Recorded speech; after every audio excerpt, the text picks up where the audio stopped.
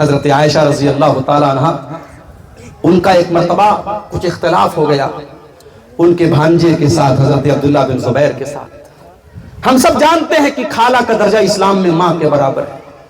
خالہ جو ہوتی ہے ماں کی بہن، اس کا درجہ ماں کے برابر ہے۔ حضرت عائشہ خالہ تھی، ان کی بہن حضرت اسماء کے بیٹے عبداللہ بن زبیر تھے، اور عبداللہ بن زبیر رضی اللہ تعالیٰ عنہ بڑے پائے کے صحابی ہیں۔ انہوں نے حضرت عائشہ کی کسی بات پر اعتراض کر دیا اور بڑے سخت الفاظ میں کہہ دیا کہ میں عائشہ کو روکوں گا، میں اپنی خالہ کو روکوں گا اور یہ کام نہیں کرنے دوں گا۔ حضرت عائشہ کو یہ بات پتہ لگی، حضرت عائشہ کو بہت برا لگا، اور انہوں نے بڑے غصے میں قسم کھا کے کہا کہ آج کے بعد میں عبداللہ بن زبیر سے بات نہیں کروں گی۔ صحابہ تھے تو انسان نا، صحابہ کوئی فرشتے نہیں تھے، ہماری اور آپ کی طرح وہ بھی انسان تھے، ان کے بیچ میں بھی ناراضگی ہوتی تھی، جھگڑا ہوتا تھا۔ حضرت عائشہ اپنے بھانجے سے ناراض ہو گئی۔ ہم اور آپ ہوتے تو سوچتے کیا فرق پڑتا ہے، خالہ اگر ناراض ہو جائیں تو ہو جائیں، اگر ہم پیسے والے ہیں، اگر ہم عزت والے ہیں، اگر ہمارا سماج میں نام ہے تو ہم کسی کے سامنے جھکنے والے نہیں ہیں۔ مگر وہ صحابہ تھے، حضرت عائشہ سے جب ناراضگی ہوئی، عبداللہ بن زبیر کو اپنی غلطی کا احساس ہوا، آئے اپنی خالہ کے پاس، اے میری خالہ جان مجھے معاف کر دیجئے، میں نے غلط بات بول دی، مجھے ایسا نہیں بولنا چاہیے تھا، ایسا جملہ نہیں استعمال کرنا چاہیے تھا۔ انہوں نے بہت معافی مانگی، مگر اب حضرت عائشہ اپنے بھانجے کو معاف کرنے کو تیار نہیں ہوئی۔ آخر میں عبداللہ بن زبیر نے ایک آئیڈیا لگایا، ان کے دماغ میں ایک آئیڈیا آیا، انہوں نے دو صحابہ سے بات چیت کیا۔ یہ کون دو صحابہ تھے؟ ایک کا نام محمد ابن مسلمہ تھا، دوسرے کا نام مجھے یاد نہیں آ رہا ہے، دو لوگ تھے۔ یہ دونوں صحابی جو تھے یہ اللہ کے رسول کے نانیحال سے ان کا تعلق تھا۔ نانیحال سمجھتے ہیں آپ؟ یعنی ماں کا جو مائکہ ہوتا ہے، پتہ نہیں آپ کے یہاں شیرسا آبادی میں کیا بولتے ہیں اس کو، تو اردو میں نانیحال بولتے، تو جو نانیحال کا جو رشتہ تھا، اللہ کے نبی بہت محبت کرتے تھے اپنے نانیحال کے رشتہ داروں سے، تو حضرت عائشہ بھی نبی کے رشتہ داروں سے بہت محبت کرتی تھی۔ عبداللہ بن زبیر نے آئیڈیا لگایا اور نبی کے نانیحال کے دو صحابہ سے کہا کہ آپ لوگوں کو میرا مسئلہ حل کرنا ہے اور چل کر کے میری خالہ کو منا لینا ہے۔ یہ تینوں لوگ جب پہنچے حضرت عائشہ کے گھر میں، بخاری کے الفاظ ہیں، انہوں نے دروازے پر جا کے سلام کیا، السلام علیکم ورحمت اللہ یا ام المومنین، اے ام المومنین آپ کے اوپر سلام ہو۔ حضرت عائشہ نے سلام کا جواب دیا، انہوں نے کہا اندخل، کیا ہم اندر آ جائیں؟ حضرت عائشہ تو اندر تھی، ان کو پتہ نہیں تھا کہ ابن زبیر بھی آئے ہیں، میرے بھانجے بھی آئے ہیں۔ انہوں نے کہا ٹھیک ہے اندر آ جاؤ۔ جب یہ تینوں لوگ اندر گئے، اندر پردہ لگا ہوا تھا، پردے کے اس پار حضرت عائشہ تھی، اس پار تینوں لوگ تھے۔ ذرا غور کرو، نبی کی بیوی ہے، سب کی ماں ہے، پوری امت کی ماں ہے، اور ظاہر ہے کہ حضرت عبداللہ بن زبیر کے سامنے حضرت عائشہ عمر دراز بھی ہے۔ لیکن ان تینوں لوگوں کے آنے کے بعد جب یہ تینوں اندر گئے تو حضرت عائشہ سامنے نہیں آئی، پردے میں تھی۔ پتہ یہ چلا کہ مسلمان عورت ہر حال میں پردہ کرتی ہے اپنے غیر محرم کے لیے، چاہے وہ عمر دراز بھی ہو جائے، لیکن وہ پردے کا اہتمام کرتی ہے۔ آج جوان لڑکیاں بغیر پردے کی گھومتی رہتی ہیں، اور یہ کہا جاتا ہے کہ پردہ تو دل کا ہوتا ہے، دل کا پردہ ہوتا ہے، آنکھوں کا کیا بھروسہ ہے۔ میرے پیارے ساتھیوں، کیا نبی کے صحابہ سے زیادہ صاف ستھرا کسی کا دل ہو سکتا ہے؟ کیا نبی کی بیویوں سے صاف ستھرا کسی کا دل ہو سکتا ہے؟ یہ تینوں لوگ اندر گئے، اندر پردہ لگا تھا، پردے کے اس پار حضرت عائشہ تھی۔ جیسے ہی تینوں لوگ اندر گئے، عبداللہ بن زبیر چونکہ خالہ تھی، ان کی خالہ تو ماں کے برابر ہوتی ہے، خالہ محرم ہوتی ہے، غیر محرم نہیں ہوتی ہے۔ حضرت عبداللہ بن زبیر اندر گئے اور خالہ کے گلے لگ کر کے پھوٹ پھوٹ کے رونے لگے اور معافی مانگنے لگے کہ خالہ جان آپ کے بھانجے نے غلطی کر دی، مجھے نہیں ایسا جملہ بولنا چاہیے تھا، ہوں تو آپ کی بہن کا بیٹا، ہوں تو آپ کے بچے کے برابر، معاف کر دیجئے۔ حضرت عائشہ بھی رونے لگی، کہنے لگی نہیں اے ابن زبیر، میں نے قسم کھائی ہے میں تجھ سے بات نہیں کروں گی، میں تجھ سے رشتہ نہیں رکھوں گی۔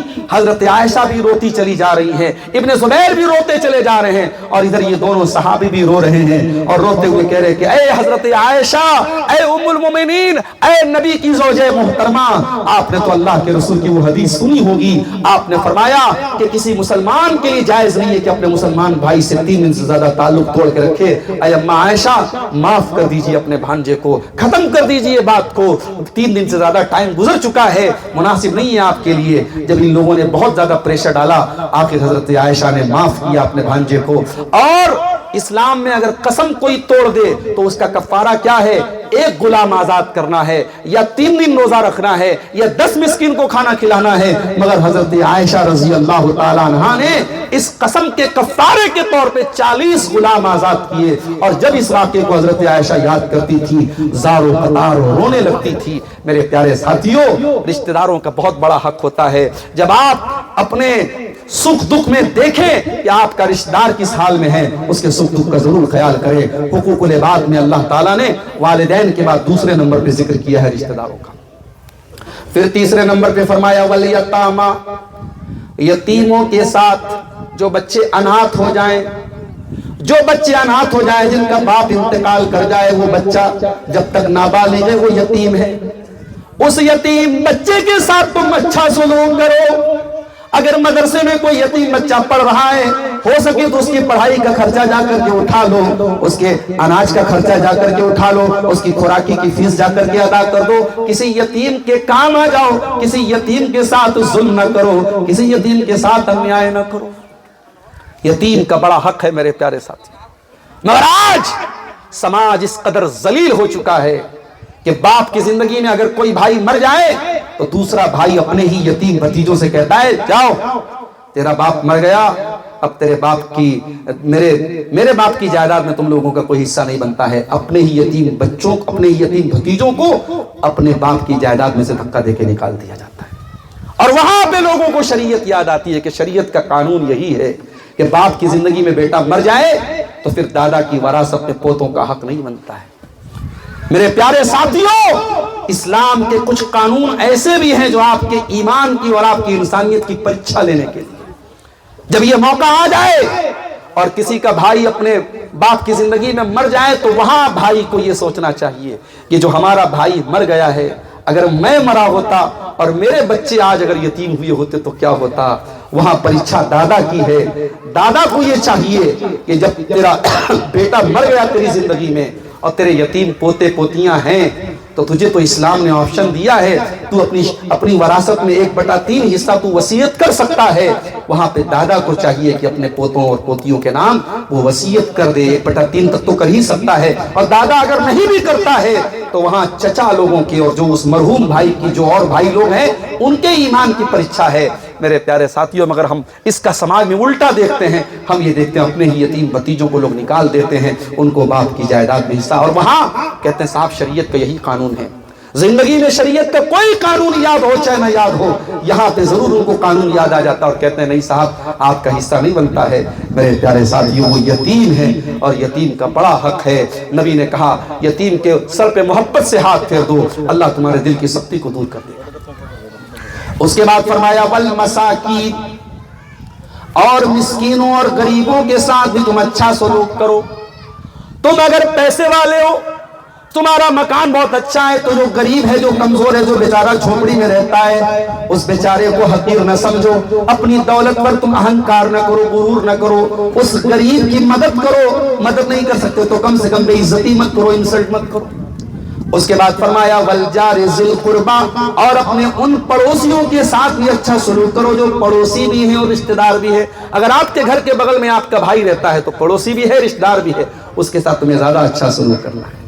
والجار الجنوبی، اور اگر پڑوسی ہے لیکن رشتہ دار نہیں ہے تب بھی اس کے ساتھ اچھا سلوک کرو۔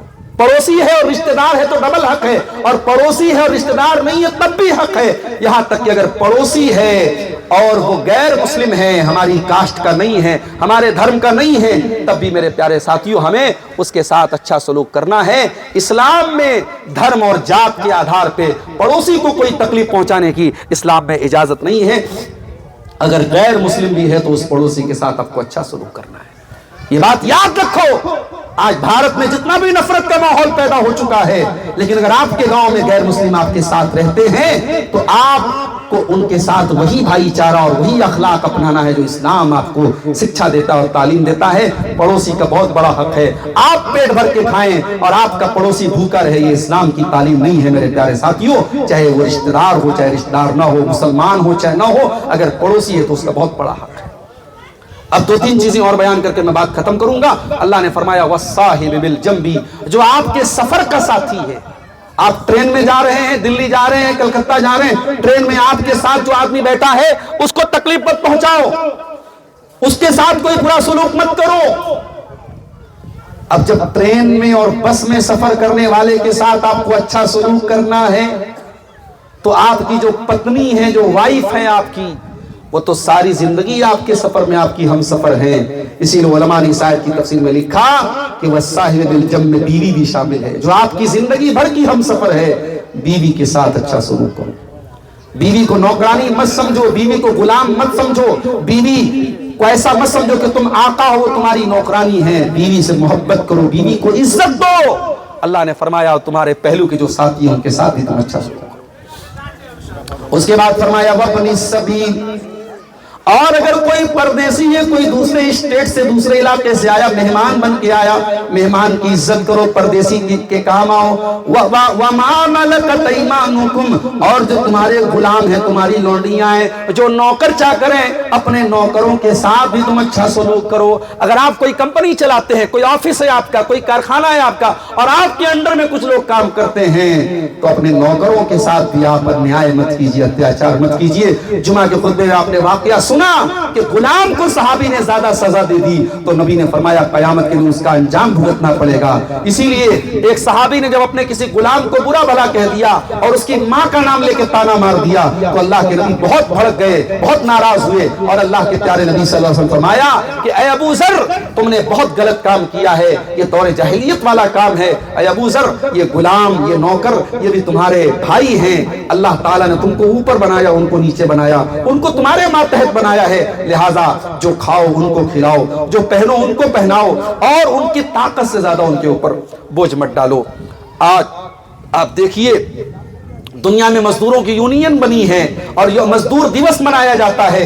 1400 سال پہلے محمد اکرم صلی اللہ علیہ وسلم نے فرمایا کہ جب مزدور کی مزدوری دے دو اس کے پہلے کہ اس کا پسینہ سوکھ جائے۔ مزدوروں کا حق بھی اسلام نے بیان کیا، غریبوں کا حق بھی اسلام نے بیان کیا، غلاموں کا حق بھی اسلام نے بیان کیا۔ میرے پیارے ساتھیوں، یہ اللہ کا دین ہے، یہ اللہ کی شریعت ہے، اور اس میں سماج کی ہر ورگ کا ہمیں خیال کرنے کا حکم دیا گیا۔ اور آخری بات جو اللہ نے سورہ نساء کی آیت میں کہی، فرمایا ان اللہ لا يحب من كان مختالا فخورا، اللہ تعالیٰ کسی اہنکاری کو، کسی گھمنڈ کرنے والے کو، کسی غرور کرنے والے کو پسند نہیں کرتا ہے۔ اہنکار کرنا ابلیس کا طریقہ ہے، اہنکار کرنا قارون کا طریقہ ہے، غرور کرنا فرعون کا طریقہ ہے۔ جنہوں نے غرور کیا مٹی میں مل گئے، قارون اپنے خزانے کے ساتھ زمین میں دھسا دیا گیا، فرعون پانی میں ڈوبا کر کے مار دیا گیا، ابلیس ہمیشہ کے لیے اللہ کی بارگاہ سے جھٹکار دیا گیا۔ اہنکار نہ کرو، غرور نہ کرو، اور حقوق العباد کا خیال وہی رکھے گا جس کے دل میں اہنکار نہیں ہوگا۔ اے انسان، تجھے کس بات کا اہنکار ہے؟ حقیر پانی کے قطرے سے پیدا انسان، مٹی سے پیدا انسان، تجھے غرور کس بات کا ہے؟ لا تمش فی الارض مرحا، زمین میں اکڑ کر کے نہ چل، انک لن تخرق الارض، تو زمین کو پھاڑ نہیں سکتا ہے، ولن تبلغ الجبال طولا، تو پہاڑوں کی بلندی پہ نہیں چڑھ سکتا ہے۔ اللہ کی اس یونیورس میں، اللہ کی اس کائنات میں تیرے زمین کے جیسے نہ جانے کتنے سیارے خلا میں گھوم رہے ہیں۔ اتنی بڑی کائنات میں ایک چھوٹا سا گولا ہے جس کو ہم زمین کہتے ہیں، اس زمین میں بہت ساری کنٹریز اور بہت سارے ملک ہیں، اس میں ایک چھوٹا سا ملک ہے بھارت، اور بھارت کے چھوٹے سے گاؤں میں رہ کر کے تو اہنکار کرتا ہے۔ ارے اس اللہ کے، اس کریٹر کے پاور کے سامنے تیری کیا حیثیت ہے؟ اس لیے میرے پیارے ساتھیوں، اللہ اہنکار کرنے والوں کو، غرور کرنے والوں کو پسند نہیں کرتا ہے۔ حقوق العباد کے تعلق سے یہ چند باتیں آپ کے سامنے رکھی گئی ہیں۔ ہم اللہ سے دعا کرتے ہیں رب العالمین ہم سب کو حقوق العباد کے معاملے میں جو کمیاں اور کوتاہیاں ہیں۔ ناظرہ خاتون بیمار ہیں، تھوڑا دعا کیجیے۔ ناظرہ خاتون جو انہوں نے تعاون دیا ہے، اچھا اچھا، ماں بیمار ہے۔ اچھا اچھا، ان کی ماں بیمار ہے۔ یہ کسی ناظرہ خاتون نام کی خاتون ہے، وہ بیمار ہے، ان کی ماں بیمار ہے، ان کی ماں بیمار ہیں۔ اللہ تعالیٰ ان کو شفائے کاملہ عاجلہ عطا فرمائے۔ ان کی طرف سے کچھ مسجد کے لیے تعاون بھی آیا ہے، اللہ قبول فرمائے۔ اللہ تعالیٰ ہم سب کو کہنے سنے سے زیادہ عمل کی توفیق عطا فرمائے۔ میں ایک مرتبہ پھر ہریش پور کے اس گاؤں کے تمام لوگوں کا، یہاں کے امام صاحب کا، اور ہمارے یہ جو ہمارے شیخ ہیں جامعہ سلفیہ میں ہمارے معاصرین میں سے تھے، اللہ ان کو بھی جزائے خیر دے۔ بڑا خوبصورت آپ نے یہ پروگرام آج سجایا، اور دن کے باوجود اور کام وغیرہ چھوڑ کر کے اپنی مصروفیات کو چھوڑ کر کے آپ بیٹھے اور غور سے آپ نے تقریروں کو سنا. اللہ تعالیٰ آپ سب کے جمع ہونے کو, ہم سب کے جمع ہونے کو قبول فرمائے. اللہ کہنے سننے سے زیادہ ہم سب کو عمل کی توفیق عطا فرمائے. اور ہمارے بیچ میں اگر حقوق العباد کو لے کر کے کوئی لاپرواہی اور کوتاہی ہے, کسی بھائی کا اپنے بھائی سے رشتہ بند ہے, کسی نے اپنی بہن سے بول چال بند رکھی ہے, کہیں پہ باپ بیٹے میں بات چیت بند ہے, اللہ ان تمام لوگوں کو صحیح سمجھ دے اور حقوق العباد کو ادا کرنے کی توفیق عطا فرمائے. اللہ جب تک ہمیں دنیا میں زندہ رکھے, اسلام پر زندہ رکھے اور ہمارا خاتمہ ایمان پر ہو. آمین. وآخر دعوانا ان الحمد للہ رب العالمین. والسلام علیکم ورحمۃ اللہ.